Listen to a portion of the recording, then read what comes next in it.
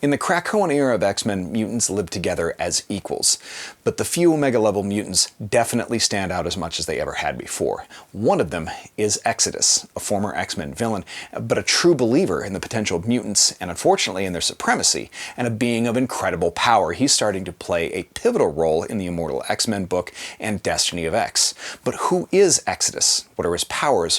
What is this whole deal? And why did you name yourself after a book from the Bible and Torah? Well, we're going to get into that. This week, we're talking about one of the most powerful mutants in Marvel history, Exodus. I'm Dan Umpton, and this is the Doomcast.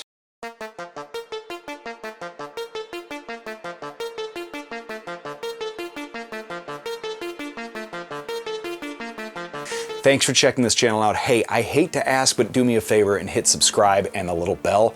I make one of these videos a week, and they're all great. You won't be disappointed. Thanks in advance.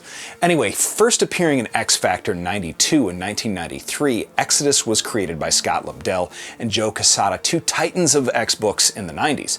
During the Fatal Attraction storyline, X Factor is traveling in a metal craft propelled by Polaris's immense power when it suddenly stopped mid-air, and a figure dressed sort of like an angel with magenta skin and glowing eyes reveals himself to be the force that had stopped it. Then, he just sods off like nothing happened. That man is Exodus, a man of unlimited telekinetic and psionic potential. The dude was just flying under his own power and wrenched a rocket from Magneto's daughter's control. Now, Exodus was a French knight, originally named Bennett du Paris, who was born in the 13th century in France. He had sought what he heard was the eternal pharaoh in Aqaba, Egypt. Aqaba usually means apocalypse, and this time also meant apocalypse, who awakened the dormant X gene inside of Bennett's body and manifested his incredible power. He also immediately turned Bennett on his companion, the Black Knight, who was actually Dane Whitman, psychically inhabiting the mind of his ancestor, but that's an entirely different story. Exodus was sealed in a crypt in the Swiss Alps by Apocalypse after he refused to kill his companion, where he was dormant until the 20th century. He was rescued by Magneto, who Exodus regarded as a holy and messianic figure, and the savior of mutant kind. He served him loyally, defending him fiercely until Xavier wiped Magneto's mind, and he took over as the head of the Acolytes in Magneto's stead. In keeping with his mutant supremacist beliefs, Exodus led crusades against the High Evolutionary, the Inhumans, and others. He once swore allegiance to Mr. Sinister and his Marauders as well, and each time he'd somehow get resealed in the same Swiss crypt that Apocalypse had left him in originally.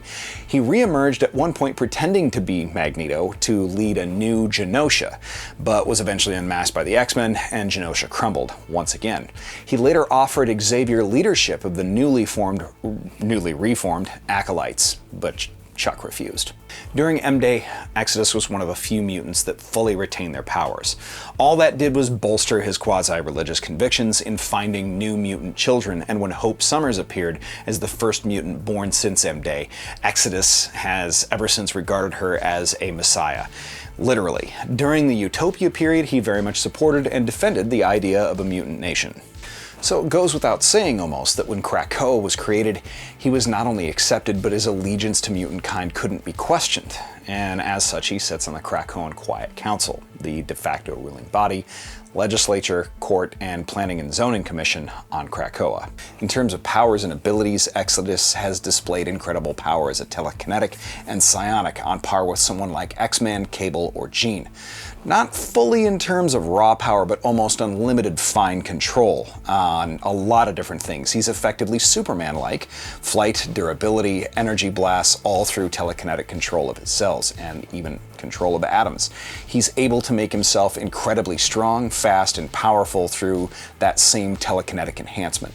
But he's also able to keep himself artificially young by keeping his cells from degrading. He's even able to repair cells of other people, making him an unparalleled healer. And at points his powers have had some minor quirks as well. For a time after battling Holocaust, he was only able to recover by feeding on the massive psychic energy expelled in a fight with X-Men, the Cable counterpart of the Age of Apocalypse era.